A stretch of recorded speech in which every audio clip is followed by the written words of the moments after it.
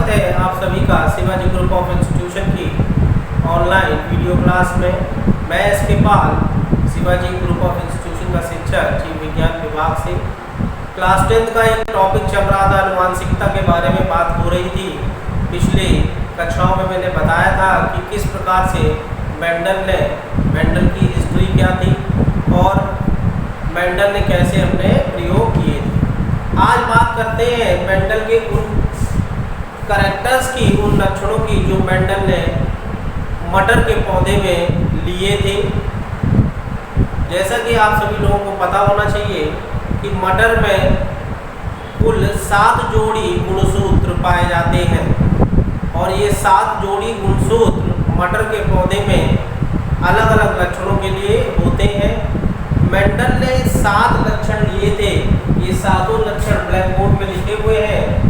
ये 7 लक्षण मेंडल ने लिए थे और जैसा कि आप लोगों को पता है कि मटर के पौधे में 7 जोड़ी गुणसूत्र पाए जाते हैं, लेकिन मेंडल के ये जो 7 लक्षण थे, ये जो 7 कैरेक्टर थे मेंडल के, ये 7 कैरेक्टर 7 गुणसूत्रों पे प्रेजेंट नहीं थे। ये कितने पे प्रेजेंट थे? 4 गुणसूत्र पे प्रेजेंट थे। ये बात याद रखने वाली है कि मेंडल ने जो 7 लक्षण लिए थे वो केवल 4 गुणसूत्रों पर ही मौजूद थे।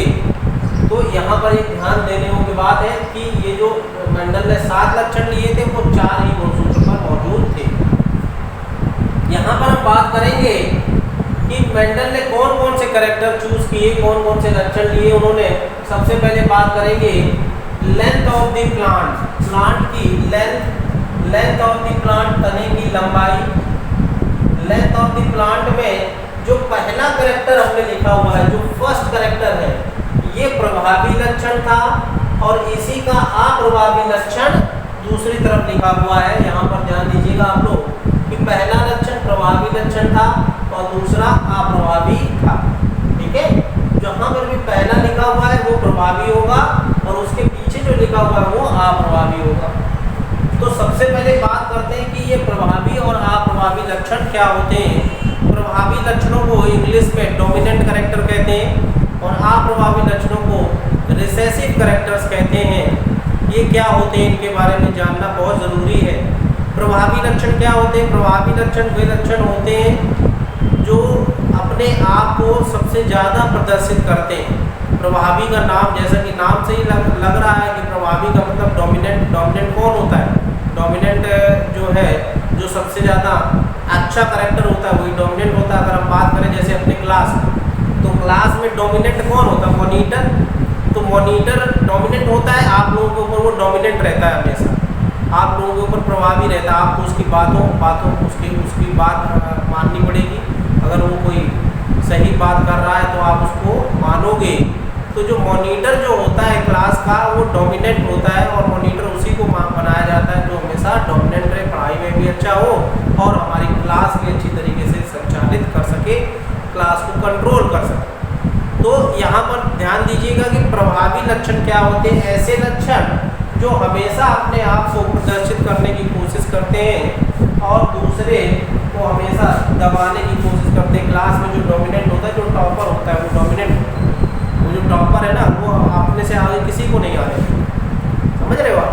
तो क्यों नहीं आते थे? क्योंकि वो डोमिनेंट है। अच्छा, डोमिनेंट है तो कहने का मतलब है जो रिसेसिव कैरेक्टर्स हैं, जो हमारे पास अप्रभावी लक्षण है, वो उसको हमेशा वो दबाने की कोशिश करेगा और उसको कभी प्रभावी नहीं होने देगा। तो सबसे पहले बात करते हैं कि डोमिनेंट कैरेक्टर क्या होते हैं। ऐसे कैरेक्टर जो अपने आप को प्रदर्शित करते हैं तथा अन्य उसके विपरीत लक्षणों को वो क्या होते हैं? प्रदर्शित नहीं होने देते।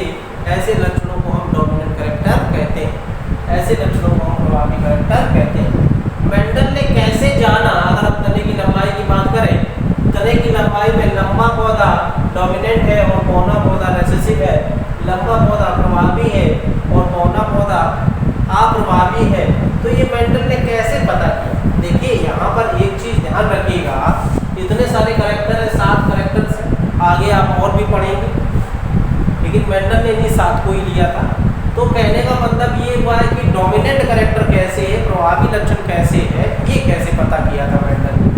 देखिए हमेशा याद रखिएगा कि डोमिनेंट कैरेक्टर अगर हमको देखना है तो सबसे पहले हम क्या देखेंगे कि कौन सी चीज़ नेचर में ज़्यादा पाई जाती है, और जो चीज़ ज़्यादा पाई जाती है वो डोमिनेंट होती, वो अक्सर डोमिनेंट हुआ करती। तो जो चीज़ ज़्यादा पाई जाएगी वो डोमिनेंट होगी। जब मेंडल ने बहुत सारे मटर के पौधे अपने बगीचे में उगाए तो उन्होंने देखा कि लंबा पौधा बहुत ज़्यादा मात्रा में उगता है, बहुत ज़्यादा मात्रा में उत्पन्न होता है, और बौना पौधा बहुत कम होता है। तो लंबा पौधा क्या हुआ, प्रभावी लक्षण हुआ, और बौना पौधा अप्रभावी हुआ। देखिए लंबा पौधा जो था वो क्या था, प्रभावी लक्षण था, और बौना कैसे बना, उसी के जीन में कोई परिवर्तन हो गया एटमॉस्फेयर की वजह से, जिसकी वजह से वो पौधा बौना हो गया। और बौने पौधे जो होते हैं आपको पता है ज़्यादा प्रोडक्टिविटी नहीं दे पाते। तो ये जो 7 कैरेक्टर्स थे इनके बारे में बात की जाएगी। पहला, तने की लंबाई, लेंथ ऑफ द प्लांट, इसमें प्रभावी लक्षण कौन सा होगा, लंबा पौधा होगा, और अप्रभावी लक्षण कौन सा होगा, बौना पौधा होगा। लंबा पौधा और बौना पौधा। अब बात करते हैं पुष्पों का रंग, colour of the flower.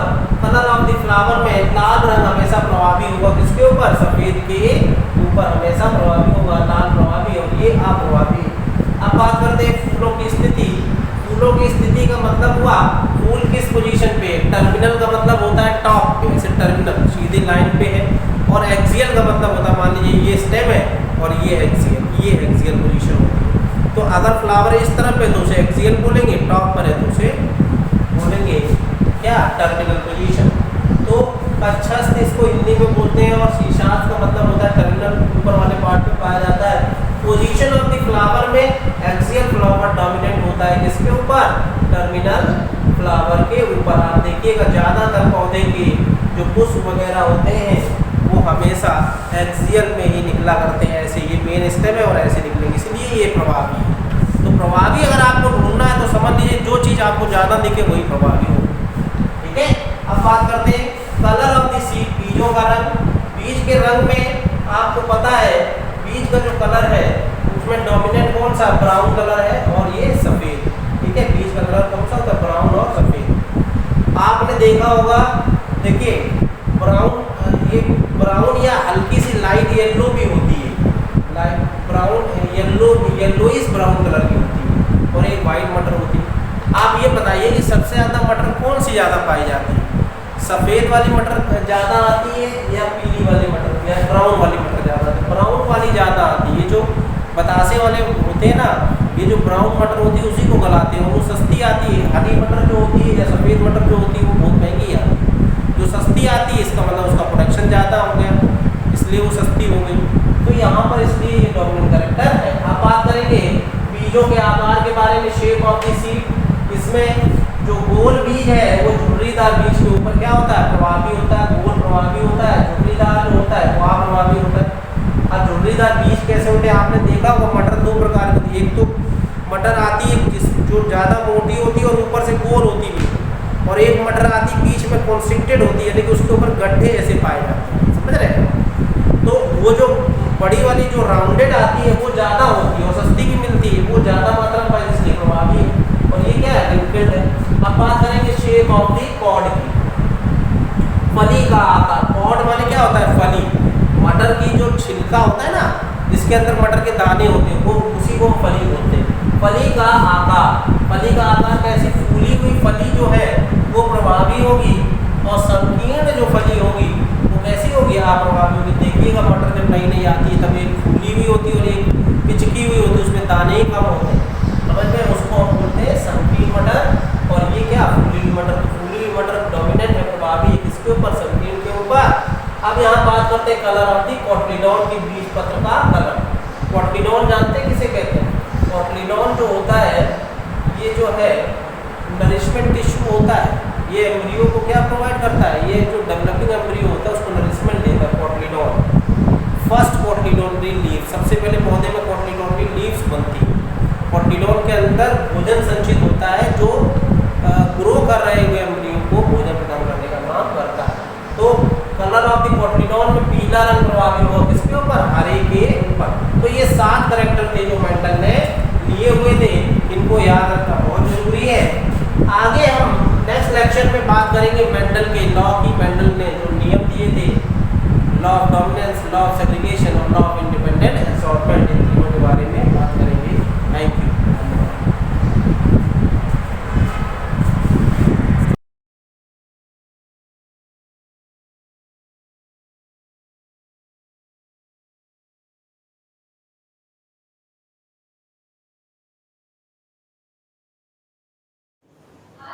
Today I will continue our Indian music stories and anecdotes. This the chapter was running. Writer R. Srinivasan. Today is the last part of the lesson. As in our previous story, I told you that music is originated in the heart of human being. It is directly related with the conscience of human being. So it cannot be sung, any fine art cannot be done at the order of someone else. It depends on the musician, it depends on the painter, it depends on the artist, how he is going to reflect his emotions in his art. It cannot be done at the order of someone, some senior authority or someone else. The story, as the story was started with the creation of the world, the Brahma created the universe and he made the universe very beautiful with the beautiful flowers, mountain ranges, trees, human beings and vivid description of this universe. But he was very sad because after so beautiful creation, he didn't get any positive response from human beings. One day, his wife Saraswati asked him why he was so sad. He told the reason of his sadness कि इतने सुंदर ब्रह्मांड को बनाने के बाद भी there is no response from the human side. Then why he has made such a beautiful creation and for whom?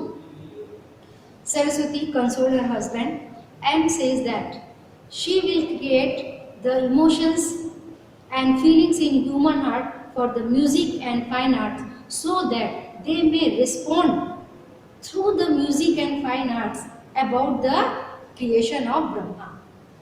Thus, this was the origin story of music and fine arts. As Saraswati gave sense to and perceptions to human beings so that they may imagine, they may respond the beautiful creation created by Brahma. And now, with the story of Tansing, the writer R. Srinivasan tried to explain that music and fine arts, they are true arts and true arts come out of an inner arch. जो सच्ची कला होती है वो हृदय में जन्म लेती है और भावनाओं को व्यक्त करती है। उसका जो क्रिएटर है, जो बनाने वाला है, वो हमेशा बैकग्राउंड में होता है। अब बैकग्राउंड में होने की वजह से वो अपना रिफ्लेक्शन अपने फाइन आर्ट्स और अपने म्यूजिक के माध्यम से ही एक्सप्रेस करता है। तो इस रेफरेंस में जो सबसे ग्रेट नेम है वो है Tansen. You know students, I think you are very well familiar with the name of Tansing. He was one of the greatest musician of the world, not only India. He was one of the greatest musician of the world, and he was a poet of the king Akbar. 9 रत्न में से एक, अकबर के 9 रत्न में से एक में गिने जाते हैं। And as Akbar respected music and fine arts, so he respected Tansing. So story that was running related with Tansen कि जो है तानसेन से राजा अकबर ने पूछा कि जो रिफ्लेक्शन है, जो इमोशंस हैं, वो कैसे अपने आप उत्पन्न हो जाते हैं, क्यों हो जाते हैं, क्या कारण है जो मनुष्य के हृदय में संगीत और साहित्य और कला के लिए ऐसी भावनाएं जन्म लेती हैं, है ना। उन्होंने एग्जाम्पल्स दिए, जैसे हम त्यागराज के म्यूजिक को सुनते हैं, किसी टेम्पल का टावर देखते हैं, बुर्ज देखते हैं, बहुत आर्टिस्टिक होता है और हमारे हृदय में अपने आप इसके लिए सम्मान और इमोशंस एराइज हो जाते हैं, उत्पन्न हो जाते हैं। ठीक है, हम किसी प्राचीन शिल्प कला को देखते हैं तो भी उमंग से हमारा हृदय भर जाता है। ऐसा क्यों होता है, क्यों होता है? क्या इन कलाओं के पीछे जो स्पिरिचुअल अर्ज है, जो हमारी अंतर आत्मा की का जुड़ाव है, जो भावना है, उसकी वजह से होता है? तो ये राइटर का कहना है कि जो कलाकार होता है वो अपनी इतनी सुंदर कलाओं के पीछे जो अपनी श्रद्धा उड़ेलता है, वो श्रद्धा और वो जो डेडिकेशन है उस कलाकार का, म्यूजिशियन का, आर्टिस्ट का, वो ही इस कलाकृति की सुंदरता को बढ़ा देता है और मनुष्य के हृदय में भावनाओं को जन्म देता है। चलिए हम लोग let us start our chapter मतलब स्टोरी कंटिन्यू करते हैं। A story is told of Tansen, the great bard of Akbar's court. Akbar के महान कवि, दरबारी कवि तानसेन के बारे में एक कहानी बताई जाती है, which illustrate this point vividly, जो इस बिंदु को कि कला किसी के आदेश पर नहीं चलती, इस बिंदु को बहुत विविधली माने क्लियरली स्पष्ट रूप से व्यक्त करती है।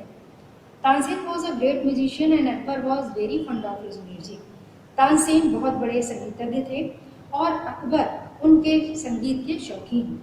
One day when Tansen was in particularly good form, एक बार जब तानसेन संगीत के बहुत अच्छी मनोदशा में थे, अकबर उनके पास गए एस्टासी अति उत्साह से, आनंद से, और उनसे पूछा कि जो तुम इस स्वीट कॉन्कॉर्ड ऑफ नोट यानी संगीत के सुर लय ताल, मधुर सुर लय ताल में जो आप रहस्य डालते हो, which take me out of this world, वो मुझे इस दुनिया से ऊपर यानी भौतिक जगत से ऊपर कहाँ ले जाती है, transport to divine regions.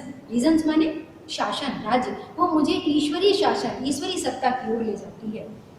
I have not heard anyone else who can thus cast a spell of magic, मैंने किसी अन्य को नहीं सुना जो संगीत में इतना ज़्यादा जादू डाल सके और अस्लेव ऑफ आवर हार्ट्स, हमारे हृदयों को अपने संगीत का गुलाम बना सके। You are really wonderful Tansen, Tansen तुम वास्तव में आश्चर्यजनक संगीतज्ञ हो। द ग्रेट बार्ड रिप्लाइड, उस महान संगीतकार ने उत्तर दिया, सर श्रीमान, I am only a humble people of my master Swami Haridas, मैं अपने गुरु स्वामी हरिदास का एक छोटा सा हम्बल विनम्र एक छोटा सा शिष्य हूँ। आई have not mastered even a fraction of the masters technique, technique you know तकनीकी, और फ्रैक्शन माने अंश, टुकड़ा, स्मॉल पार्ट। मैं अपने उस गुरु की टेक्निक का यानी तकनीकी का, उनके ग्रेस का, उनके यश का, उनके चार, उनके आकर्षण, जादू का एक अंश मात्र भी अभी कला नहीं सीख पाया हूँ। What I am beside him, मैं उनके आगे क्या, मैं बिसाइड मैंने बगल में, तो मैं उनके आगे बगल में क्या हूँ। Whose music is the rhythmic flow of divine harmony, मेरे गुरु का जो संगीत है, जिनका संगीत यानी गुरु का संगीत इज अ रिदमेटिक फ्लो, लयबद्ध प्रवाह, रिदमेटिक फ्लो, लयबद्ध प्रवाह।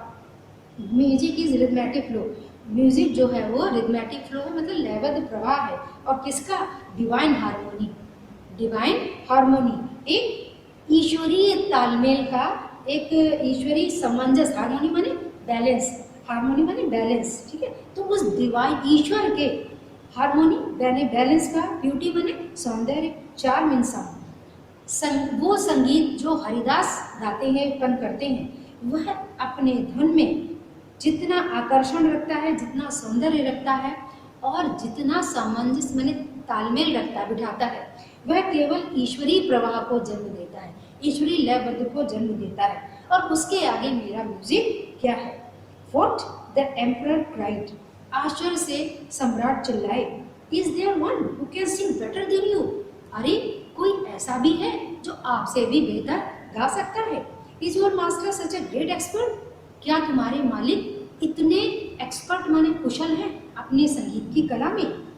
आई am but a pygmy or by my master side, said Tansen, Tansen ने कहा, मैं तो अपने मालिक की तुलना करूं यानी अपने गुरु के तुलनात्मक रूप में पिग्मी माने बौना हूँ, मतलब बहुत छोटा हूँ, मैं संगीत में उनके सामने बहुत छोटा हूँ।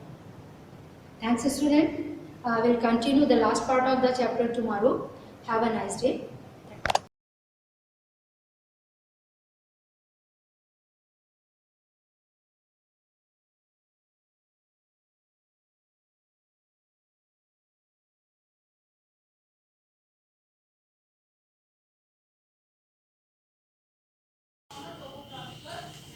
Hello students, good morning.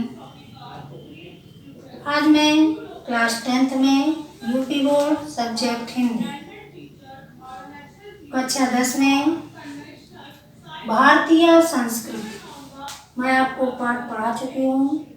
भारतीय संस्कृति संस्कृत खंड का पाठ है ये।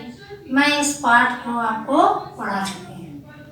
अब देखिए, मैं इसमें आपको संस्कृत प्रश्नोत्तर लिखा है, उसको आपको क्लास वर्क की कॉपी में नोट करना है। ठीक है, उसका जो लेसन पढ़ाया था उसका हिंदी अनुवाद होमवर्क में करना था। और अब मैं ये जो लिखा रही हूँ आपको, ये क्लास वर्क की कॉपी में भारतीय संस्कृति पाठ डाल करके प्रश्नोत्तर लिखेंगे। ठीक है, कोई मिस्टेक मत कीजिए। पहला प्रश्न है, संस्कृति शब्द से किम तात्पर्य? इसका हिंदी में अर्थ है, संस्कृति शब्द से क्या तात्पर्य है, या संस्कृति शब्द से क्या समझते हो? इसका हिंदी अनुवाद है। उत्तर देखिए, मानव जीवनस्य संस्कारणं संस्कृति इति संस्कृति शब्द से तात्पर्य। ऐसे सुने, मानव जीवनस्य संस्कारणं संस्कृति इति संस्कृति शब्द से तात्पर्य। मानव जीवन का संस्कार करना यानी संवारना ही संस्कृति शब्द का अर्थ है। मानव जीवन को संवारना या मानव जीवन का संस्कार करना ही हमारी संस्कृति शब्द का अर्थ है। अब अगला प्रश्न है, भारतीय संस्कृति मूलम किमस्ति? भारतीय संस्कृति का मूल क्या है? मूल माने क्या? आधार। भारतीय संस्कृति का आधार क्या है? इसका उत्तर है, विश्वस्य स्रष्टा ईश्वर एक एव। विश्वस्य स्रष्टा, विश्वस्य माने संसार का, स्रष्टा माने रचयिता, संसार का रचयिता अर्थात ईश्वर एक है। इति भारतीय संस्कृति मूलम, यही भारतीय संस्कृति का आधार है। ऐसे देखिए, भारतीय संस्कृति मूलम किमस्ति? भारतीय संस्कृति का मूल क्या है? मूल माने क्या होता है? आधार क्या है? इसका देखिए, विश्वस्य स्रष्टा यानी संसार का रचयिता ईश्वर एक ही है। संसार का रचयिता एक ही है। इति ऐसा भारतीय संस्कृति का मूल है। तीसरा प्रश्न है, अस्माकं संस्कृति का दिव्य संदेशा अस्ति। अस्माकं संस्कृति का दिव्य संदेशा अस्ति। अस्माकं माने हमारे, हमारी संस्कृति का अलौकिक संदेश क्या है? इसका हिंदी अनुवाद हुआ, हमारी संस्कृति का अलौकिक संदेश क्या है? उत्तर में आएंगे, सर्वेषां मतानां समभावा सम्मानस्य अस्माकं संस्कृते दिव्य संदेश अस्ति। इसका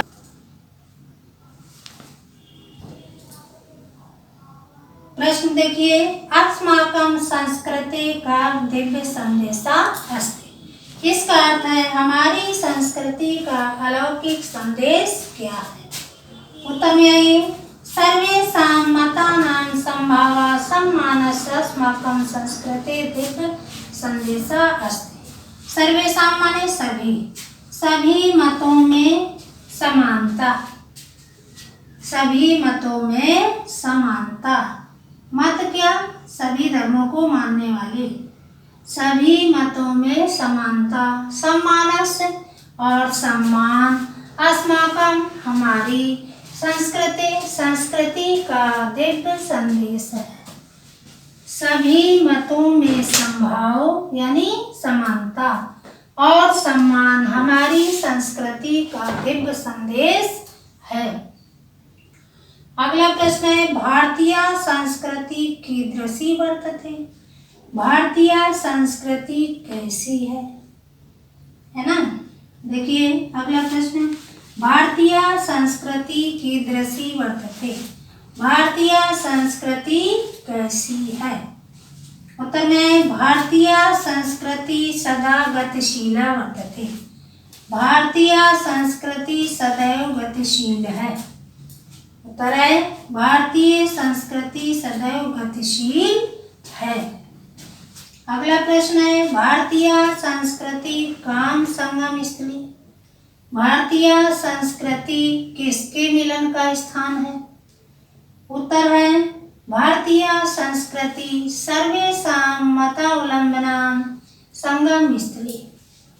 उत्तर है भारतीय संस्कृति सभी मतों को मानने वाले अनुयायियों के मिलन का स्थान है। जैसे देखिए, भारतीय संस्कृति काम संगम स्थली। भारतीय संस्कृति किसकी मिलन का स्थान है। उत्तर है भारतीय संस्कृति सर्वेषां मतावलंबना संगम स्थली। भारतीय संस्कृति सभी मतों के मानने वालों के मिलन का स्थान है। एक बार फिर से देखिए, मैं फिर आपको समझा देती हूँ। प्रश्न है पहला, संस्कृति शब्द से किम तात्पर्य। संस्कृति शब्द का क्या तात्पर्य है। उत्तर है मानव जीवन से संस्करणम संस्कृति इति संस्कृति शब्द से तात्पर्य। मानव जीवन को संवारना ही संस्कृति शब्द का तात्पर्य है। भारतीय संस्कृति मूलम किमस्ति। भारतीय संस्कृति का आधार क्या है। उत्तर है विश्वस्य स्रष्टा ईश्वर एक ही। संसार का रचयिता एक ही ईश्वर है। इति भारतीय संस्कृति मूलम अस्ति। यही भारतीय संस्कृति का मूल है। अगला प्रश्न है, अस्माकं संस्कृते का दिव्य संदेशः अस्ति। हमारी संस्कृति का अलौकिक संदेश क्या है। उत्तर है सर्वेषां मतानां समभावः सम्मानस्य अस्माकं संस्कृते दिव्य संदेशः अस्ति। सभी मतों में समानता सम्मान हमारी संस्कृति का अलौकिक संदेश है। आगे आइए, भारतीय संस्कृति कीदृशी वर्तते। भारतीय संस्कृति कैसी है। उत्तर है भारतीय संस्कृति सदैव गतिशीला वर्तते। भारतीय संस्कृति सदैव गतिशील है। भारतीय संस्कृति काम संगम स्त्री। भारतीय संस्कृति किसके मिलन का स्थान है। भारतीय संस्कृति सर्वेषां मतावलंबना संगम स्त्री। भारतीय संस्कृति सभी मतों के अनुयायियों के मिलन का स्थान है।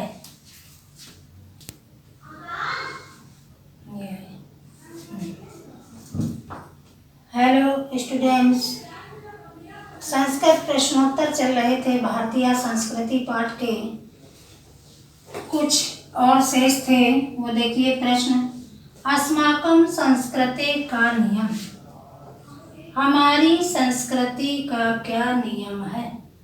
इसका उत्तर है हमारी प्रश्न देखिए, अस्माकं संस्कृते का नियम। हमारी संस्कृति का क्या नियम है। इसका उत्तर है अस्माकं संस्कृते नियम पूर्वं कर्मं तदंतरम फलम इति अस्ति। हमारी संस्कृति का नियम है पहले काम कर्म और बाद में फल। अस्माकं संस्कृते नियम पूर्वं कर्मं पहले कर्म तदंतरम फलम इति अस्ति और बाद में फल। अगला प्रश्न है विश्वस्य स्रष्टा का यानी संसार का रचयिता कौन है। संसार का रचयिता कौन है। उत्तर है विश्वस्य स्रष्टा ईश्वर एक एव अस्ति। संसार का रचयिता ईश्वर ही है। संसार का रचयिता एक ईश्वर ही है। भारतीय संस्कृति कस्य विद्याय इति। अगला प्रश्न है भारतीय संस्कृति कस्य विद्याय इति। उत्तर है भारतीय संस्कृति विश्वस्य अविद्याय अस्ति। भारतीय संस्कृति संसार का उदय स्थान है, यानी अविद्याय उत्थान है। फिर से देखिए, प्रश्न पहला है अस्माकं संस्कृति का नियम। इसका उत्तर है अस्माकं संस्कृति नियम पूर्वं कर्मं तदनन्तरं फलम् इति अस्ति। प्रश्न है विश्वस्य स्रष्टा का उत्तर है विश्वस्य स्रष्टा ईश्वर एक एव अस्ति। प्रश्न है भारतीय संस्कृति कस्य अविद्याय इति। उत्तर है भारतीय संस्कृति विश्वस्य अविद्याय इति।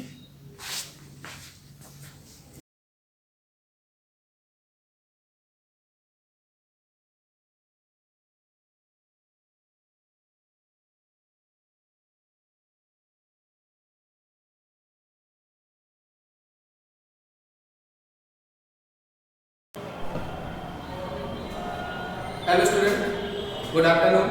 Myself Sarit. Magnetic effect of current. Today is topic magnetic effect of current and magnetic effect of electric current. Magnetic effect of electric current का मीन्स क्या होता है मैं बता चुका हूँ। किसी भी करंट कैरिंग कंडक्टर मतलब एक ऐसा चालक तार जो चुंबकीय क्षेत्र को उत्पन्न करता है, जब उसमें हम क्या प्रोवाइड करते हैं धारा।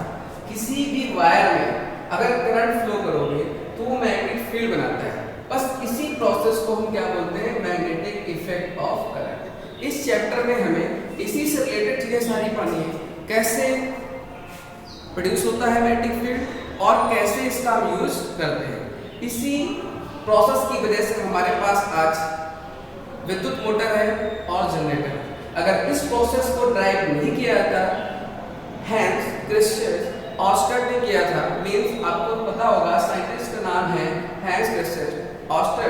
इन्होंने ही इस प्रोसेस को सर्च किया था और इस प्रोसेस को सर्च करने के बाद आज हमारे पास विद्युत मोटर और जनरेटर है। इस चैप्टर में मैंने आपको क्या पढ़ाया, इस चैप्टर में मैंने फर्स्ट पार्ट में पढ़ाया था आपको magnet, types of magnet, property of magnet. Magnet क्या था मैं रिपीट कर देता हूँ, जो लोहे के कणों को अपनी ओर आकर्षित करने का गुण रखते हैं उस पदार्थ को हम मैग्नेट कहते हैं। गुण में क्या था, चुंबकीय क्षेत्र उत्पन्न करता है। इस क्षेत्र उत्पन्न करने के गुण को चुंबकत्व कहते हैं। चुंबक के पास दो पोल होते हैं, नॉर्थ और साउथ। नॉर्थ पोल और साउथ पोल में उत्तरी ध्रुव और दक्षिण ध्रुव। तो टॉपिक पे आते हैं। इसके जो नॉर्थ पोल और साउथ पोल होते हैं वो एक दूसरे को अट्रैक्ट करते हैं, मतलब सेम नॉर्थ और नॉर्थ होंगे तो प्रतिकर्षित करेंगे, साउथ और साउथ होंगे तो प्रतिकर्षित करेंगे, लेकिन नॉर्थ और साउथ होगा तो आकर्षित करेंगे। क्या करेंगे, आकर्षित करेंगे। एक नॉर्थ और एक south, different pole always attract each other, mean जो अलग अलग पोल होते हैं वो एक दूसरे को अट्रैक्ट करते हैं, मतलब एक जैसी चीजें एक दूसरे को पसंद नहीं करती, मतलब नॉर्थ और नॉर्थ, साउथ और साउथ, ये एक दूसरे से क्या होते हैं, दूर जाते हैं। टॉपिक पे आते हैं चुंबकीय क्षेत्र। चुंबकीय क्षेत्र क्या होता है, किसी चुंबक के चारों ओर का वैचित्र। मैं एक्सप्लेन करता हूँ, एक्सप्लेन करने में मैंने आपको बताया दिस इज ए मैग्नेट। ये एक हमारे पास क्या है, चुंबक है। इसके चुंबक के चारों ओर बेटा ये क्या है, एक चुंबकीय क्षेत्र मैंने इंडिकेट किया है सर्किल से।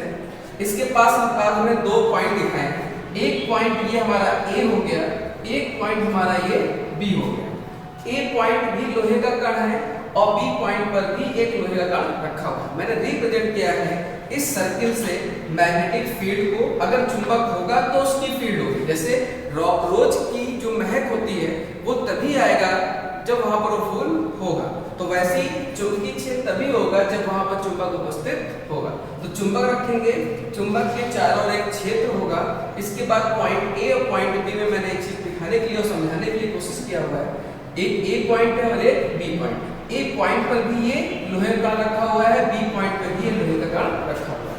बट जो इस सर्किल से बाहर है उस पर कोई बल कार्य नहीं कर रहा, क्योंकि चुंबक तो लोहे कणों को आकर्षित करता है ना, तो इस कण को आकर्षित नहीं कर रहा है। बट जो चुंबकीय क्षेत्र के अंदर है वो कण तेजी से चुंबक की ओर क्या हो रहा है, आकर्षित हो रहा है, बट ये कण नहीं हो रहा है। तो इससे पता चलता है कि चुंबक एक अपना एरिया कवर करता है कि मेरे एरिया के अंदर जो भी कण होगा मैं उसे आकर्षित कर लूंगा। तो इसी एरिया को हम चुंबकीय क्षेत्र कहते हैं। और इस क्षेत्र में सिर्फ एक ही चीज लगती है चुंबक की, वो क्या होती है, बल। और किसने लगाया, चुंबक ने, इसलिए इस बल को क्या बोलते हैं, चुंबकीय बल। इस क्षेत्र के अंदर क्या होगा, चुंबकीय बल। जैसे एक परफ्यूम है, परफ्यूम की एक कमरे में बोतल रख दो, उसको ओपन कर दो, ओपन करने के बाद उसका एक एरिया रूम में कवर हो जाएगा। जैसे आप उस एरिया में आएंगे तो आपको क्या मिलेगा, क्या होगा, फोर्स लगेगा नहीं, उसकी महक मिलेगी। तो एक अपनी अपनी एक प्रॉपर्टी है। जैसे एक परफ्यूम अपने एरिया में महक देता है, वैसे ही चुंबक अपने एरिया पे क्या कवर करता है और क्या अप्लाई करता है, चुंबकीय बल अप्लाई करता है। किस पर, लौह पदार्थ, कोबाल्ट, निकेल, इन पदार्थों को रखा जाएगा तो इस पर एक बल कार्य करेगा, या उसमें कोई अदर चुंबक रखा जाएगा तो उस चुंबक में आकर्षण और प्रतिकर्षण दोनों बल कार्य करेगा। जैसा कि डेफिनेशन में लिखा हुआ है, किसी चुंबक के चारों ओर का वह क्षेत्र जिसमें चुंबकीय बल का अनुभव किया जाता है। किसी भी चुंबकीय क्षेत्र में चुंबकीय बल का अनुभव किया जाता है, इसे चुंबकीय क्षेत्र कहते हैं। इसे B से प्रदर्शित करते हैं। किसे करते हैं, B से। मीन्स किसी भी चुंबक के चारों ओर का, किसी भी चुंबक के चारों ओर का वह क्षेत्र जहां पर चुंबकीय बल का अनुभव किया जाता है, उस क्षेत्र को हम चुंबकीय क्षेत्र कहते हैं। इसे कैपिटल B से प्रदर्शित करते हैं। किससे करते हैं, कैपिटल B से प्रदर्शित करते हैं। इसका मात्रक, इसके चार मात्रक होते हैं। पहला टेस्ला, दूसरा वेबर पर metre square, and third newton पर ampere metre, and next gauss. This 3 units in MKR system. ये 3 हमारी एमकेआर सिस्टम एसआई पर होती हैं, और ये चौथी हमारी सीजीएस में होती है, गॉस। जहां पर हम बोल सकते हैं कि 1 tesla is equal to 10⁴ gauss होता है। कितना होता है, 10⁴ गॉस। मतलब 1 टेस्ला के अंदर कितने गॉस होते हैं, 10⁴ गॉस होते हैं। नाउ आई एम एक्सप्लेन सदिश और अदिश। ये बताने की कोशिश इसलिए की है मैंने, क्योंकि चुंबकीय क्षेत्र जो है वो हमारी सदिश राशि है। क्या है, सदिश राशि। ऐसा हमने चुंबकीय क्षेत्र सदिश राशि क्यों कहा, क्योंकि आप अपनी लास्ट क्लास में पढ़ के आए हो कि सदिश और अदिश क्या होती हैं, उन्हें हम फिजिकल क्वांटिटीज पे अप्लाई करते हैं। मीन्स सदिश क्या होता है, जिसमें परिमाण और दिशा दोनों एक साथ होती हैं, वो हमारी सदिश होती है। बस 2 टॉपिक पकड़ना है, परिमाण एंड सेकेंड दिशा। परिमाण ये सभी भौतिक राशियों में होता है, but Disha always not present in all magnetic properties and all physical quantities. But आपको मैं चीज बताऊंगा कि ये सभी प्रॉपर्टीज जो है हमारी डायरेक्शन की, ये सभी फिजिकल या भौतिक राशियों पर नहीं होती। मैं आपको बताता हूं कि चुंबकीय क्षेत्र के पास परिमाण और दिशा दोनों होगा, इसीलिए इसे हम चुंबकीय क्षेत्र कहते हैं। परिमाण और दिशा दोनों होगी, इसीलिए इसे हम चुंबकीय क्षेत्र की एक सदिश राशि है, ये बोला जाए। ये कैसी राशि है, सदिश राशि। चुंबकीय क्षेत्र जो है वो सदिश राशि है। क्यों, क्योंकि इसके पास परिमाण के साथ साथ दिशा भी होती है। अगर इसके पास परिमाण होता और दिशा नहीं होती तो हम बोलते अदिश राशि, लेकिन ऐसा नहीं। चुंबकीय क्षेत्र हमारी सदिश राशि है। सदिश राशि है क्यों है, क्योंकि इसके पास परिमाण और दिशा दोनों है। राइट। चुंबकीय क्षेत्र डेफिनेशन एक बार फिर से मैं रिवीजन करा रहा हूं आपको। किसी चुंबक के चारों ओर का वह क्षेत्र, किसी चुंबक के चारों ओर का वह क्षेत्र जिसमें चुंबकीय बल का अनुभव किया जाता है, इसे चुंबकीय क्षेत्र कहते हैं। इसे B से प्रदर्शित किया जाता है, इसे B से प्रदर्शित किया जाता है। इसका मात्रक टेस्ला, वेबर पर मीटर स्क्वायर, न्यूटन पर एम्पियर मीटर, गॉस। 1 टेस्ला बराबर 10⁴ गॉस। नाउ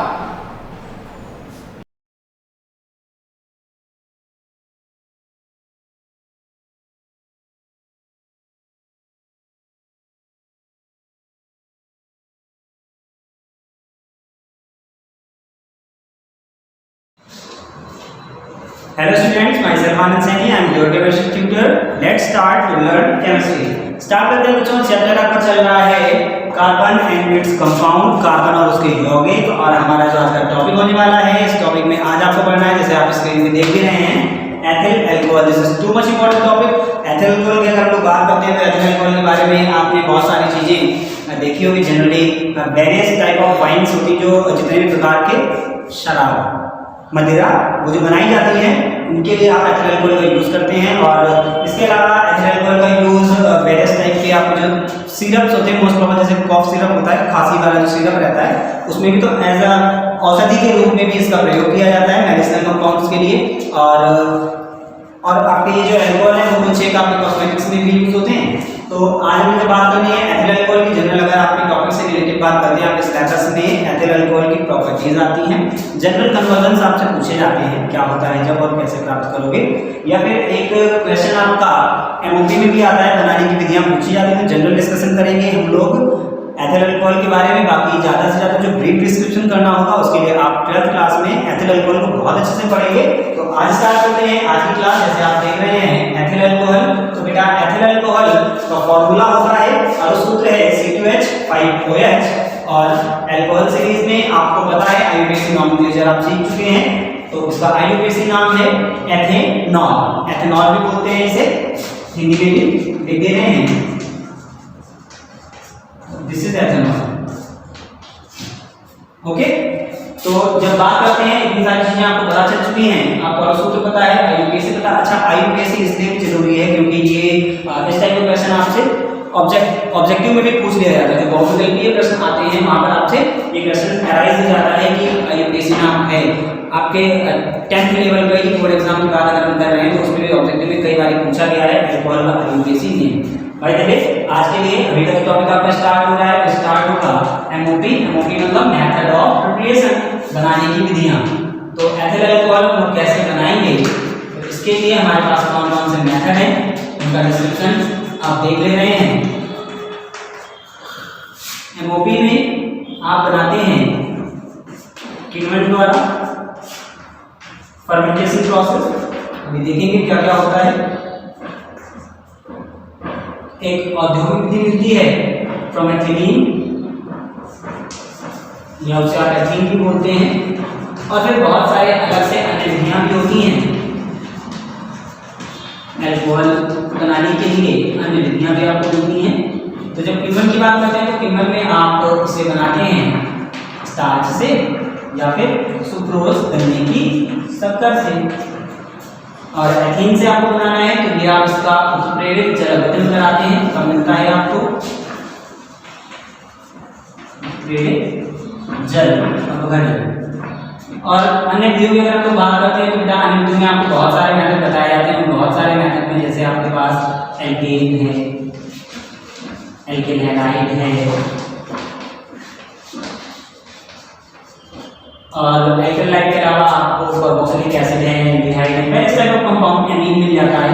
बहुत सारी चीजों से आप बना सकते हैं। तो लेकिन आपको जो जानना है, जो आपके सिलेबस से रिलेटेड चीजें हैं, वो चीजें हैं आपकी जो बढ़नी है, तो आपसे पूछते हैं किण्वन द्वारा। और रेयर कंडीशन में आपसे एथीन से पूछ लिया जाता है। तो आज दो टॉपिक हम डिस्कस करेंगे अभी की क्लास में, किण्वन और एथीन से। ओके, तो करिए। तो बच्चों स्टार्ट करते हैं। जैसे आपने किण्वन से में पढ़ना होगा एथिल अल्कोहल आप कैसे बनाएंगे किण्वन विधि द्वारा। तो जनरल समझ लेते हैं किण्वन। अभी किण्वन का मतलब क्या होता है? फर्मेंटेशन एक्चुअली ये बायोलॉजिकल प्रोसेस होता है। इस प्रोसेस में जितने भी कार्बनिक यौगिक होते हैं, नाइट्रोजीनियस कार्बनिक पदार्थ, नाइट्रोजन युक्त जो कार्बनिक पदार्थ हैं, वो अपघटित होते हैं और अपघटित होने के बाद में वहां से अपने छोटे छोटे कंपाउंड्स में कन्वर्ट हो जाते हैं। इन जनरल जैसे आप समझ सकते हैं, तो आपके लिए एक जनरल सा पॉइंट है, जैसे किसी भी कार्बनिक यौगिक का, कार्बनिक पदार्थ का, किसी भी चीज का सड़ना, वो किण्वन में आ जाता है प्रोसेस। दूध से दही का बनना, या फिर खमीर आपने सुना होगा, खमीर वाला जो पॉइंट आता है, खमीर समझते हैं, जैसे मैदा रख दिया जाता है, सड़ जाता है, रोटी में फफूंदी लग जाती है, कहीं और में फफूंदी लग जाती है, या फिर किसी बहुत दिनों से जो जीव पड़ा हुआ है, मर गया है, बॉडी किसी की भी पड़ी हुई है, वो जब सड़ने लगती है, स्मेल करती है, तो वो चीज़ें आपकी अपघटित होती हैं। उस अपघटन की प्रक्रिया को ही किण्वन कहा जाता है। किण्वन पर ब्रीफ डिस्क्रिप्शन अभी हम लोग करेंगे इस टॉपिक के बाद में। यहीं पर रिलेटेड आपका क्वेश्चन भी 10th में भी पूछा जाता रहा है, तो हम लोग किण्वन को अलग से डिस्कस कर लेंगे। अभी के लिए आप केवल इतना समझ लीजिए, किसी भी कार्बनिक पदार्थ का सड़ने की जो प्रक्रिया है वो आपका किण्वन कहलाता है। इस प्रोसेस से हम लोग बनाएंगे एथिल अल्कोहल, जैसे रिएक्शन आपको दिखाई भी पड़ रही है। तो इस प्रोसेस में हमें करना क्या होगा, उसकी हम जब बात कर रहे हैं तो आपके सामने आपसे कहा जा रहा है कि स्टार्च से आप एथिल अल्कोहल बनाते हो। स्टार्च समझते क्या होता है? तो स्टार्च की अगर हम लोग बात करते हैं, स्टार्च जैसे प्योर स्टार्च अगर मैं आपको बताऊं तो प्योर स्टार्च जो आपको मिलता है, घरों में चावल पकाया जाता है, चावल पकाते हैं तो पानी थोड़ा सा हो जाता है ज़्यादा और एक व्हाइट कलर का लेयर ऊपर निकल करके जो आता है, थोड़ा सा चिपचिपा पदार्थ होता है, व्हाइट कलर का लेयर आता है चावल पकाते समय। कुछ घरों में जनरल भाषा में उसे माड़ भी कहा जाता है। तो वो जो पॉइंट होता है, वो जो आपका पदार्थ है, उसे हम स्टार्च बोलते हैं, प्योर स्टार्च होता है उसमें। और बाकी स्टार्च युक्त कंपाउंड आपके पास बहुत सारे रहते हैं, आलू में है, शकरकंद में है, चावल में है, ये सब आपके स्टार्च युक्त पदार्थ होते हैं, जौ वगैरह। तो इनको हम लोग ले लेते हैं। स्टार्च युक्त पदार्थ आपको लेना है, उसका हमें किण्वन कराना है। और किण्वन की जो प्रक्रिया होती है, खास बात है किण्वन की प्रक्रिया कराई जाती है 25 से 30 डिग्री सेल्सियस टेम्परेचर पर और अंधेरे में, और होनी चाहिए नमी। ये कंडीशन है कुछ। किण्वन को जो डिस्कस करेंगे अलग से, तो हम फिर से बता देंगे अभी, लेकिन आप समझ रहे हैं कि किण्वन करा रहे हैं आप स्टार्च का, या स्टार्च आपने पदार्थ लिए हुए हैं, वो पदार्थ लेने के बाद में उनको मैश करा दिया जाता है। मैश कराने के बाद में प्रोसेस के लिए आपने उसका डाइल्यूशन कराया। डाइल्यूशन का मतलब आपने जल मिला दिया है स्टार्च में। जब आप जल मिला रहे हो, टेम्परेचर आपको बताया गया 50 डिग्री सेल्सियस और डायस्टेज एंजाइम स्टार्च के थ्रू आपको खमीर उसमें मिला दिया जाता है। खमीर को यीस्ट भी बोलते हैं। तो ये जो डायस्टेज है ये आपको यीस्ट से मिलता है, एंजाइम है, इसके लिए हम लोग अलग से यीस्ट मिलाते हैं, यीस्ट को आप खमीर बोलते हो। तो किण्वन प्रक्रिया के लिए आपको लेना है स्टार्च, उसमें स्टार्च का तन विलयन आप बना ले रहे हो जल मिला करके, साथ में आप डायस्टेज कहां से आ रहा है, यीस्ट से, तो आप यीस्ट मिला देते हैं, उसमें डायस्टेज एंजाइम होता है। ये एंजाइम क्या करता है, ये एंजाइम स्टार्च को मोल्टोज में कन्वर्ट कर देता है। मोल्टोज का फार्मूला C12H22O11। अभी ये आप देखेंगे मोल्टोज आपका लिखा हुआ है। तो नेक्स्ट स्टेप में जब आप इसी मोल्टोज को देखेंगे, स्वतः चलने वाली प्रक्रिया है, आपको बार बार कुछ करना नहीं है, बस आपने एक बॉक्स लिया हुआ है, जो प्रोसेस आप जहाँ पर रिएक्शन करा रहे हो उसमें आपने केवल स्टार्च लेना है, जल मिलाना है, और इसके बाद में आप उसमें थोड़ा सा यीस्ट मिला करके अंधेरे कमरे में जहाँ पर एरिया में होगी नमी, वहां पर आप इसे रख देंगे। तो पहले क्या बनता है, मोल्टोज बनता है। थोड़ी देर बाद मोल्टोज जो है वो कन्वर्ट हो जाता है ग्लूकोज में, लेकिन यहाँ भी कंडीशन है, उसके लिए आप कौन सा यूज कर रहे हैं, माल्टेज एंजाइम। और ये आपको अलग से नहीं मिलाना है, ये भी उसी यीस्ट में ही है। आपने यीस्ट को शुरुआत में मिला दिया था, तो यीस्ट में एक और एंजाइम है माल्टेज। वो माल्टेज एंजाइम क्या कर रहा है, मोल्टोज को कन्वर्ट कर रहा है किसमें, ग्लूकोज में। तो यहाँ से आपको मिल जाता है ग्लूकोज, जो कि सेकंड स्टेप का काम है। नेक्स्ट इसके बाद में यीस्ट से ही आपको एक और एंजाइम मिल रहा है, और उस एंजाइम का नाम है जाइमेज। तो जाइमेज ग्लूकोज कन्वर्ट हो जा रहा है एथिल अल्कोहल में। जाइमेज की सहायता से ये जो ग्लूकोज है वो कन्वर्ट हो जाता है किसमें, एथिल अल्कोहल। तो ये स्वतः होने वाली एक प्रक्रिया है। इस प्रक्रिया को हम लोग किण्वन बोल रहे हैं। इस प्रक्रिया में क्या हो रहा है, एक कार्बनिक पदार्थ जो कि स्टार्च पदार्थ है वो कन्वर्ट हो रहा है पहले मोल्टोज में, फिर मोल्टोज कन्वर्ट हो रहा है ग्लूकोज में, फिर ग्लूकोज कन्वर्ट हो रहा है एथिल अल्कोहल में। और इन सब चीजों के लिए जो जिम्मेदार हैं, जिनकी वजह से हो रही है, वो हमारे कुछ स्पेसिफिक एंजाइम हैं, जैसे डायस्टेज है, माल्टेज है, जाइमेज है। किससे मिल रहे हैं, यीस्ट से मिल रहे हैं, जो आपने अलग से मिलाया हुआ है। और भी प्रोसेस है, वो दो प्रोसेस हम लोग नेक्स्ट लेक्चर में देखेंगे। अभी के लिए थैंक यू।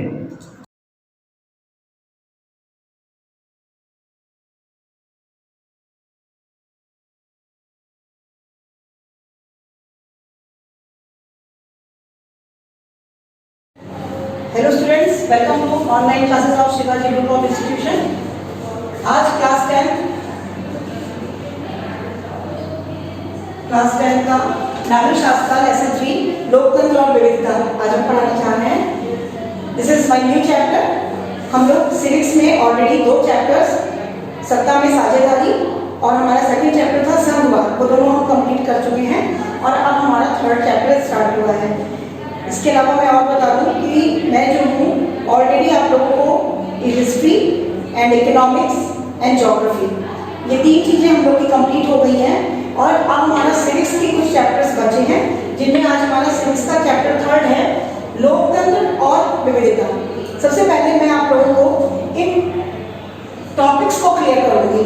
आपको ये पता होगा कि आप इस चैप्टर में पढ़ क्या रहे हैं। फर्स्टली व्हाट इज लोकतंत्र, जो कि हम लोग प्रीवियस क्लासेस से पढ़ते हुए आ रहे हैं कि लोकतंत्र क्या है।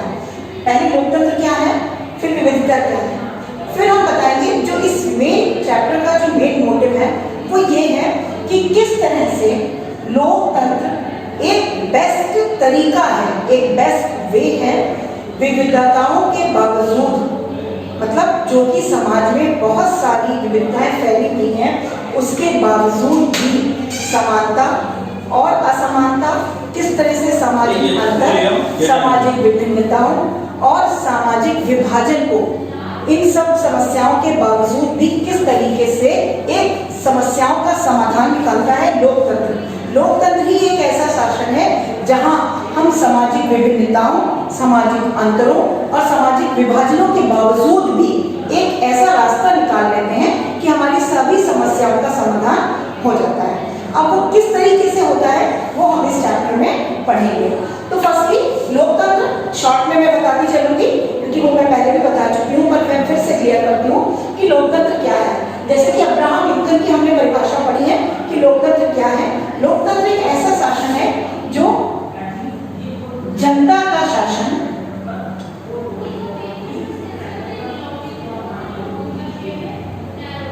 जनता के लिए और जनता के द्वारा, ये अब्राहम लिंकन ने अपनी परिभाषा में कहा है जब उन्होंने ये क्लियर किया कि व्हाट इज डेमोक्रेसी। डेमोक्रेसी मतलब लोकतंत्र, जैसा कि नाम से स्पष्ट है, लोकतंत्र माने लोगों का शासन, लोक माने जनता और तंत्र माने शासन, तो जनता का शासन। अब अगर इसका नाम लोकतंत्र है और ये जनता का शासन है, इसका मतलब जो मेन पावर है पूरी गवर्नमेंट की वो किसके हाथ में है, जनता के हाथ में, क्योंकि जनता के पास क्या अधिकार है,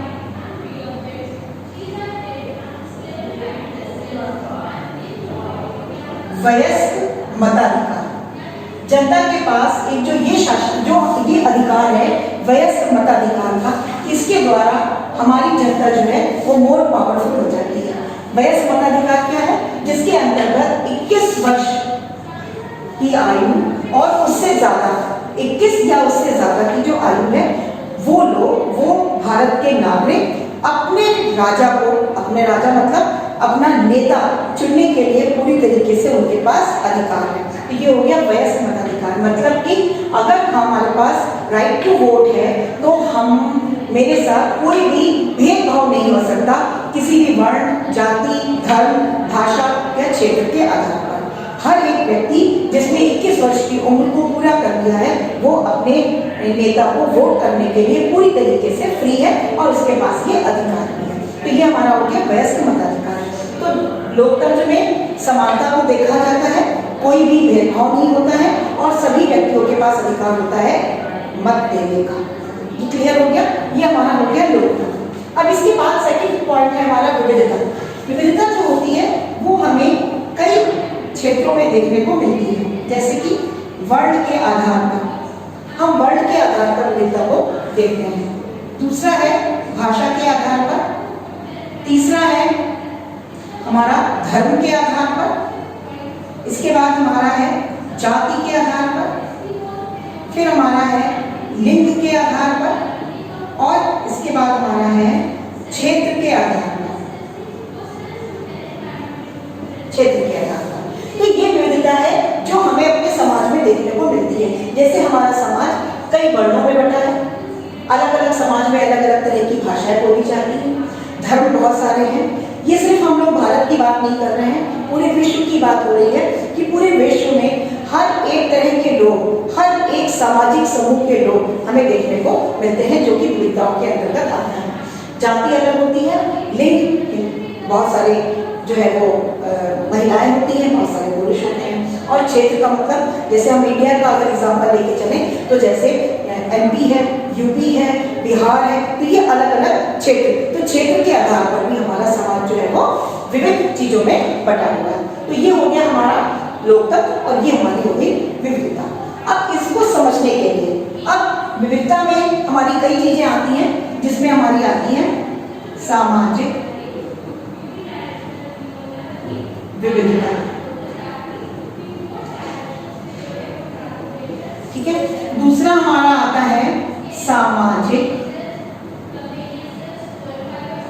अंतर।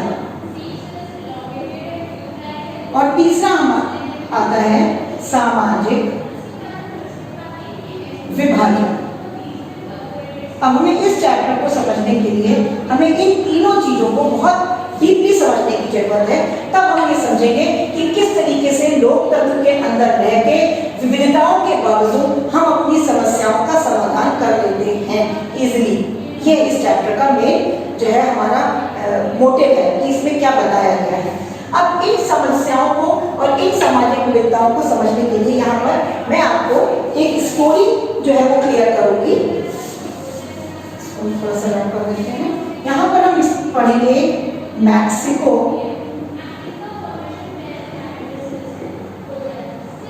ओलंपिक की कहानी।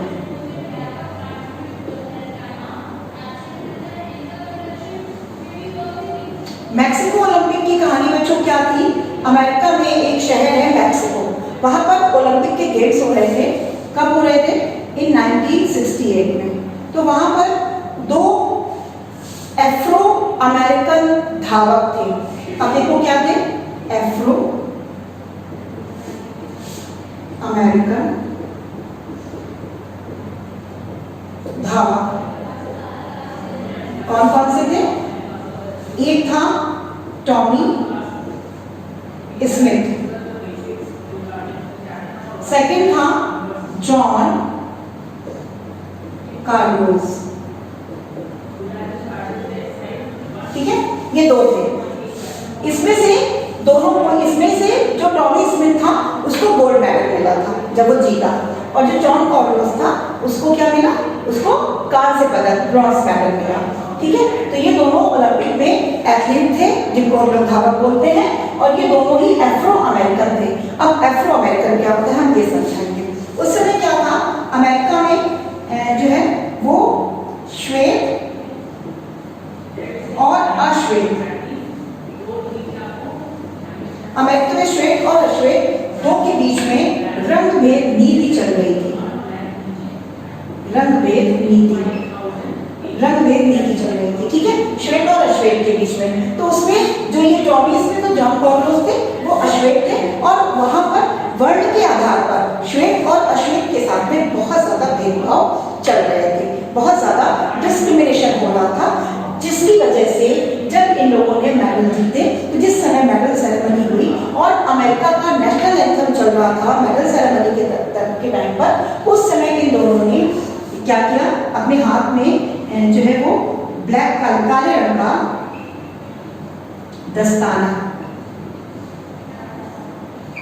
काला दस्ताना पहन लिया एक हाथ में, और ऐसे मुट्ठी को बंद करके जब सेरेमनी में मेडल लेने के लिए खड़े हुए तो उन्होंने अपने हाथ को ऐसे करके ऊपर उठाया, और बिना शूज के, मतलब जूते नहीं पहने, और काले उन्होंने मोजे पहने। अब आप ये मैं आपको बताऊंगी कि ये दोनों चीजें उन्होंने क्यों करी। जो काले दस्ताने पहन के उन्होंने हाथ को ऊपर किया, वो ये बता रहा था कि किस तरह से अश्वेत जो वो है, मतलब काले ब्लैक, उनकी पावर को, उनकी शक्ति को, मतलब अश्वेतों की शक्ति को उन्होंने उसका प्रतिनिधित्व किया। दूसरा, काले मोजे पहन के बिना जूते के उन्होंने ये बताया कि किस तरीके से अश्वेतों के साथ में अमेरिका में भेदभाव हो रहा है और हम कितने गरीब हैं। मोजे जूते ना पहनना वो ये रिप्रेजेंट करना है कि वो बहुत गरीब है। इस तरीके से उन्होंने मेडल सेरेमनी में जो है वो अपना एक्शन दिखाया, अपनी ये घटनाएं घटी। अब देखिए इनको सपोर्ट किसने किया?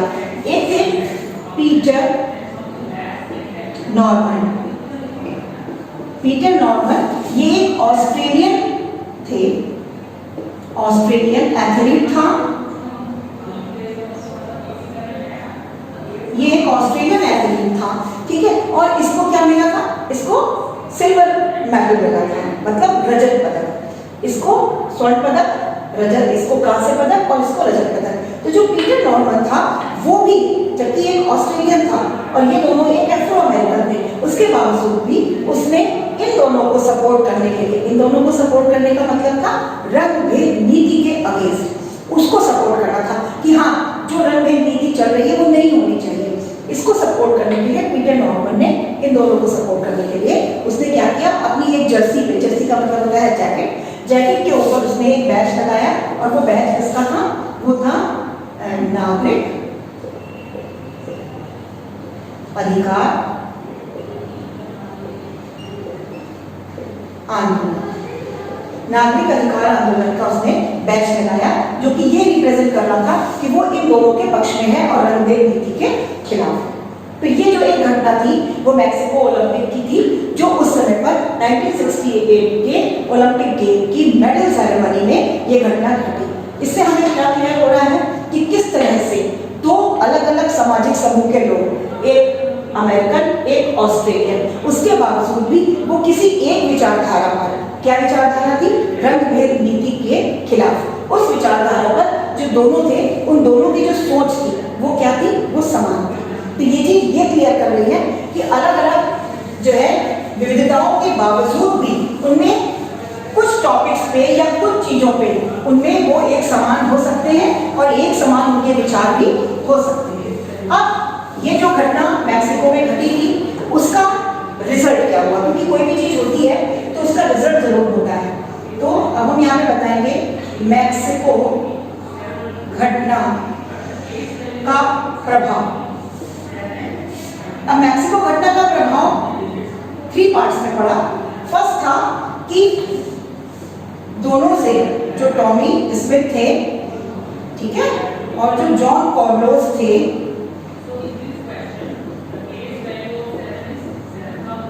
उन दोनों से ही मेडल को वापस ले लिया गया, मेडल वापस ले लिया, क्योंकि उन्होंने उस समय अमेरिकन जो है वो नेशनल एंथम चल रहा था और वो उनकी नेशनलिटी के खिलाफ जा रहा था, क्योंकि उन्होंने ये गलत किया था, क्योंकि वो अमेरिका के ही अगेंस्ट थे, क्योंकि उस समय अमेरिकन की ही वजह से वहां पर रेशियल डिस्क्रिमिनेशन था, ठीक है।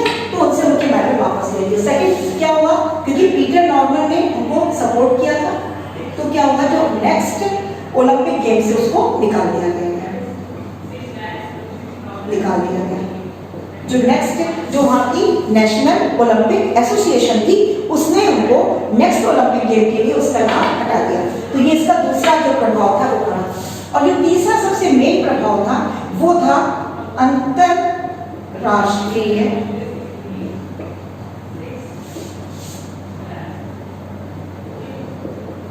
ध्यान आकर्षित करना, जो उनका मेन मोटिव था।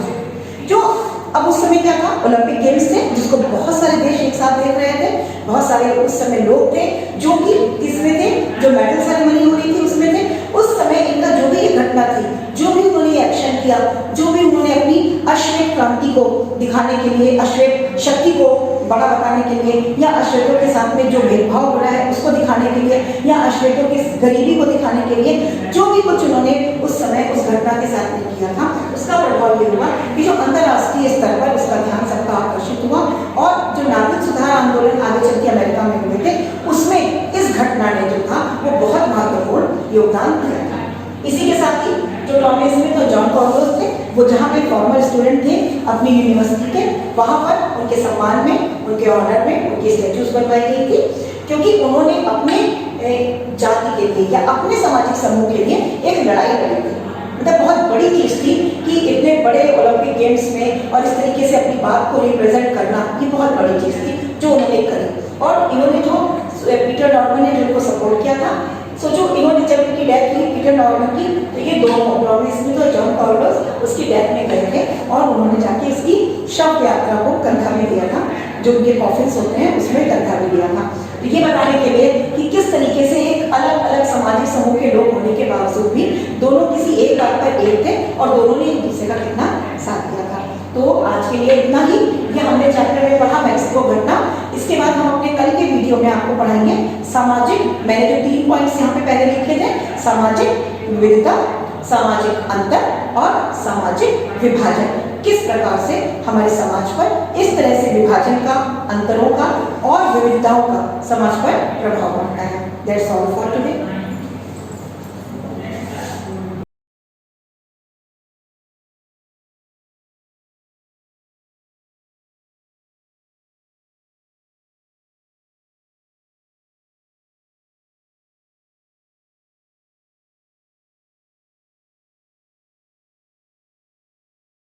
Good morning class. Today this class for 10th student. Last day हम लोगों ने क्या पढ़ा था? लास्ट डे हम लोगों ने एरे पढ़ा था और बताया था कि एरे क्या होता है, और हम लोगों ने डिस्कस किया था 1D एरे क्या होता है, फिर उस पर एक प्रोग्राम डिस्कस किया था कि कैसे 1D एरे में हम लोग एलिमेंट स्टोर करते हैं और किस तरह से उस पर वर्क करते हैं। आज हम लोग बात करेंगे 2D एरे की। 2D एरे को हम लोग 2 डायमेंशनल एरे कहते हैं, और 2 डायमेंशनल जो एरे होता है उसमें उसका जो आपका सिंटैक्स होता है वो होता है आपका data type, array name, number of rose, number of columns और सेमीकोलन। यानी ये होता है data type, array name, number of rose, number of columns. तो ये यहाँ पर आपका सिंटैक्स होता है 2D एरे का। 2D एरे में 2 स्क्रिप्ट होती हैं, एक होती है आपकी रोज के लिए, एक होती है कॉलम्स के लिए। तो यहाँ पर एक टेबल फॉर्म होती है। अगर हम लोग इन जनरल कहें तो यहाँ मैट्रिक्स भी फॉर्म होती है। तो मैट्रिक्स क्या होती है? मैट्रिक्स होती है combination of rose and columns. तो यहाँ रोज भी होती हैं और कॉलम्स भी होते हैं। तो किस तरह से यहाँ पे मैट्रिक्स क्या होती है? मैट्रिक्स होती है, ये देखिए एक मैट्रिक्स बना रहे हैं, ये एक 3x3 की मैट्रिक्स है। इसमें 3 रोज हैं और 3 कॉलम्स हैं। 3 रो और 3 कॉलम से मिलकर आपका बनेगा 3x3 की मैट्रिक्स। 3x3 की मैट्रिक्स जो बनेगी उसमें नंबर ऑफ एलिमेंट्स होंगे 9। नंबर ऑफ एलिमेंट्स कितने होंगे? 9। तो 9 नंबर ऑफ एलिमेंट्स होंगे। 2D एरे की बात करते हैं, हम लोग मल्टी डायमेंशनल एरे की बात करते हैं। तो जो मल्टी डायमेंशनल एरे हैं उनको किस तरह से हम लोग रिप्रेजेंट कर सकते हैं, किस तरह से मल्टी डायमेंशनल एरे में वर्क करते हैं, इस बात को हम लोग समझेंगे एक प्रोग्राम की सहायता से। एक प्रोग्राम हम लोग बनाएंगे आज, जो प्रोग्राम हमारा 2 डायमेंशनल एरे में होगा, और 2 डायमेंशनल एरे का वो पूरा हमारा प्रोग्राम होगा। 2D एरे के प्रोग्राम में हम लोग क्या करेंगे? 2D एरे के प्रोग्राम में हम लोग देखेंगे कि एरे कैसे हमारा वर्क करता है। तो देखिए ये एरे कैसे वर्क करेगा हमारा। तो हम लोगों ने एक प्रोग्राम बनाया है आज, write a program in C to input 2 arrays and print its addition। यानी एक प्रोग्राम बनाया हम लोगों ने जिसमें हम लोगों ने 2 एरे को इनपुट कराया है और एक तीसरा एरे लिया है जो उसका सम स्टोर करेगा। तो इस तरह की अगर हमको कोई प्रोग्राम बनाना है जो हमारा 2 डायमेंशनल एरे में है, तो आप लोग इधर देखिए तो वो प्रोग्राम कैसे बनाएंगे। कोई भी प्रोग्राम हम लोग जो भी बनाते हैं C में प्रोग्राम, उसमें सबसे पहले होती है हमारी हेडर फाइल। हेडर फाइल यहाँ क्या है? हेडर फाइल है हमारी #include stdio.h। Standard input output, जैसे हम लोग printf, scanf ये सब वर्ड यूज़ करें तो इनकी डेफिनेशन नहीं देनी पड़ रही है, क्योंकि ये सब क्या है हमारी हेडर फाइल में पहले से ही स्टोर्ड है। और दूसरा हम लोग यूज़ कर रहे हैं #include conio.h। conio.h जो होती है उसमें हमारा एक फंक्शन स्टोर होता है, CLR SCR स्टोर होता है, getch स्टोर होता है। तो जो CLR SCR फंक्शन है वो क्या करेगा? वो जो भी प्रोग्राम हम लोग कंपाइल करके रन करेंगे तो आउटपुट स्क्रीन आती है, तो आउटपुट स्क्रीन पर जो पहले से बना आउटपुट होगा उसको क्या करेगा? पहले से बने आउटपुट को क्लियर कर देगा। तो अब जो रिसेंट आउटपुट आएगा वो इसी प्रोग्राम का आएगा। तो ये यूज़ है हमारा CLR SCR फंक्शन का। इसके बाद हम लोगों ने क्या किया? इसके बाद हमें पता है कि हमें किस पे काम करना है? मैट्रिक्स पे काम करना है। तो यहाँ पर हमने 3 मैट्रिक्स ली हैं और तीनों मैट्रिक्स को सबसे पहले हम लोगों ने डिक्लेयर किया। तो मैट्रिक्स को डिक्लेयर करने के लिए क्या होता है? Data type, array name, number of rose, number of columns. तो डेटा टाइप हमारा क्या है? इंट। एरे नेम हमारा क्या है? A। नंबर ऑफ रोज कितनी है? 2। नंबर ऑफ कॉलम्स कितने हैं? 3। ऐसे फिर डेटा टाइप हमारा इंट है, एरे नेम B है, नंबर ऑफ रोज 2 है, नंबर ऑफ कॉलम्स 3 है। ऐसे ही हमारा एक तीसरा है जहां पर हम इन दोनों का एडिशन स्टोर करेंगे, वो हमारा एरे है C, टाइप है उसका इंट और नंबर ऑफ रोज है 2, नंबर ऑफ कॉलम्स है 3। तो इस तरह से हमारा जो एलिमेंट, जो हमारा एरे होगा उसके अंदर 2 into 3 यानी कितने एलिमेंट प्रेजेंट होंगे? 6 एलिमेंट प्रेजेंट होंगे।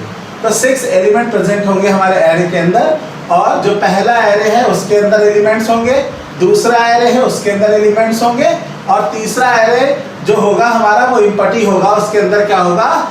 जो पहले एरे में एलिमेंट्स होंगे और दूसरे एरे में एलिमेंट्स होंगे। जो पहली पोजीशन पे एलिमेंट होगा वो पहली पोजीशन के एलिमेंट में ऐड होगा, जो दूसरी पोजीशन पे होगा वो दूसरी पोजीशन के एलिमेंट में ऐड होगा। तो इस तरह से क्या होगा, जो एडिंग का रिजल्ट आएगा वो हमारा सी स्टोर करेगा। तो इस तरह से हम लोग यहाँ पर 3 एरे ले लेते हैं। हम लोगों ने यहाँ पर 2 वेरिएबल ले लिए हैं। वेरिएबल को डिक्लेयर करने के लिए होता है डेटा टाइप, वेरिएबल नेम। तो डेटा टाइप आपका इंट है, वेरिएबल नेम आई है, ऐसे डेटा टाइप आपका इंट है, वेरिएबल नेम जे है। उसके बाद हम लोगों को क्या करना है, हम लोगों को एक लूप चलाया है हम लोगों ने रो के लिए, और दूसरा लूप चलाया है कॉलम के लिए। लूप चलाने के लिए हम लोगों ने क्या किया है, क्योंकि हमें पता है कि हमें कहाँ से स्टार्ट करना है और कहाँ तक स्टार्ट करना है, तो हम लोगों ने इनिशियलाइजेशन किया है, कंडीशन दी है और इंक्रीमेंट कराया है। और उसके बाद फिर एक जे का लूप चलाया है, उसमें भी इनिशियलाइजेशन, कंडीशन और जहाँ तक हमें चलाना है। तो हमने क्या किया, हर एक एलिमेंट को धीरे धीरे इनपुट कर दिया। पहले 0 पोजीशन के एलिमेंट को, फिर फर्स्ट पोजीशन के, फिर सेकंड पोजीशन के, उसके बाद आपका फिर दोबारा में 0, फर्स्ट और 1 का, ऐसे हम लोगों ने 3 बार में, 2 बार में, 3 बार में। ये आपका पहला लूप देखिए, पहला कंडीशन ट्रू है तो यहाँ चलेगा अंदर के लिए 1, 2, 3 बार। फिर यहाँ पे 3 से बड़ा नहीं हो सकता। फिर यहाँ पे आ जाएगा चौथी बार में, फिर यहाँ आ जाएगा, यहाँ वैल्यू हो जाएगी 1। यहाँ वैल्यू जब 1 हो जाएगी तो फिर आएगा 1 जो है वो 2 से छोटा रहेगा, फिर अंदर आएगा, फिर ये चलेगा 0 के लिए, फिर 1 के लिए, फिर 2 के लिए, फिर 3 से छोटा नहीं होगा, फिर यहाँ आ जाएगा, फिर यहाँ पे हो जाएगा 2 हो जाएगा। जब 2 से छोटा नहीं होगा, इधर पूरे हो जाएंगे, तो यहाँ पे जो एरे एलिमेंट होंगे वो 6 एलिमेंट इनपुट हो जाएंगे। 3 पहली बार में और 3 दूसरी बार में।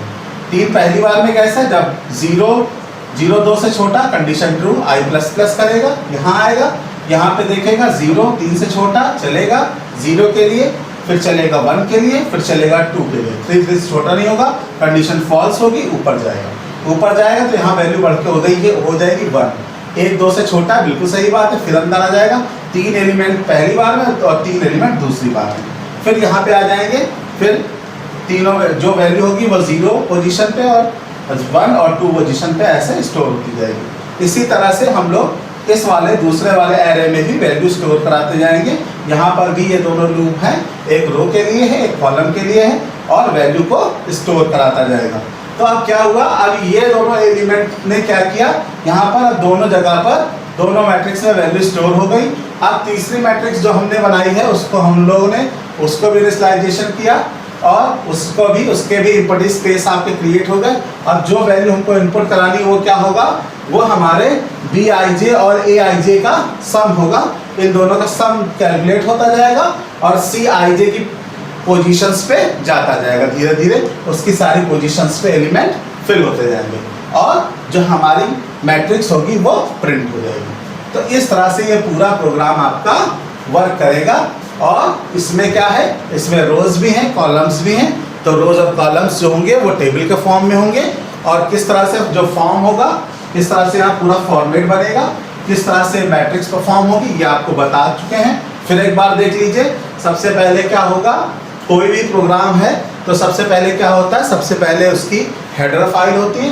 तो सबसे पहले हम लोग प्रोग्राम में हेडर फाइल लिखते हैं, उसके बाद हम लोग मेन फंक्शन, क्योंकि जितने भी सी प्रोग्राम होते हैं उसमें एक मेन फंक्शन होता है, जितने भी सी प्रोग्राम होते हैं उसमें एक मेन फंक्शन होता है। और मेन फंक्शन अगर कैसा है, इंटीजर टाइप का है तो एक वैल्यू रिटर्न करेगा, इंटीजर टाइप का हमेशा जो होता है वैल्यू रिटर्न करता है, तो एक वैल्यू रिटर्न करेगा। उसके बाद मेन की बॉडी ओपन होती है, मेन की बॉडी ओपन होने के बाद हम लोग वेरिएबल डिक्लेयर करते हैं, एरेज डिक्लेयर करते हैं। उसके बाद हम लोगों ने लूप चलाया, लूप फॉर का चलाया, एक चलाया रो के लिए, दूसरा चलाया कॉलम के लिए। उसके बाद हम लोगों ने पहली मैट्रिक्स इनपुट कराई, फिर दूसरी मैट्रिक्स इनपुट कराई, उनमें वैल्यूज इनपुट कराई, फिर तीसरी मैट्रिक्स हमने ली, उसमें कोई वैल्यू इनपुट नहीं है, उसमें हमको पहली मैट्रिक्स और दूसरे मैट्रिक्स के जो एलिमेंट्स हैं उनका सम इनपुट कराना है, तो सारी पोजीशंस में उनका सम इनपुट हुआ और जो रिजल्ट हमें मिलेगा वो हमारी एक मैट्रिक्स होगी और इस तरह से हम मैट्रिक्स का सम प्रिंट करा पाएंगे। तो आप लोगों को ये मैट्रिक्स का सम समझ में आ गया होगा। तो आप लोगों ने क्या क्या सीख लिया है? आपने ये जान लिया कि एरे क्या होता है, array is the collection of similar data type, तो ये आपने जान लिया। उसके बाद आपने जाना 1D एरे क्या होता है।